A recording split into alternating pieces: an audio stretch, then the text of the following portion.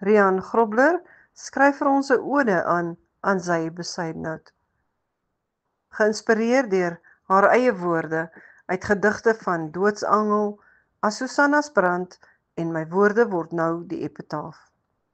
Ode aan sy besynout. Jou woorde, hulle kry asem in die stilte na die son se val, skep lig in die donker waar hoop soms verswelg. Maak weer geloof in elke vers wat jou hart bewoon.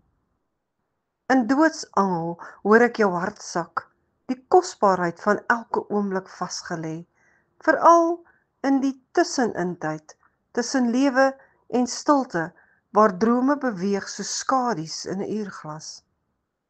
Wanneer jou hosannas brand, klanke wat breek, woorde wat soos verbrande palmblare hang, tog glo ek elke gebedsstem, elke gesang wat verhoor wil word. Jou epitaaf.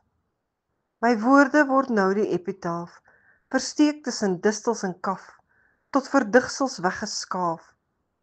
So rou, so eerlik, 'n afskrif van jou siel wat nie bang is om te wys.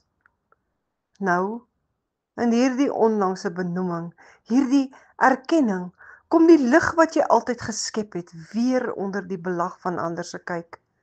Bevestig dat jou inspanning, jou worsteling, jou liefde vir die taal, dit dra vrug. Aan sy, mag jou pen nooit stil wees nie. Mag jou stilhartigheid in seer en vreugde voortleef, in elke stadium van skemertyd tot dageraad, in elke fluistering, elke klank van jou vers.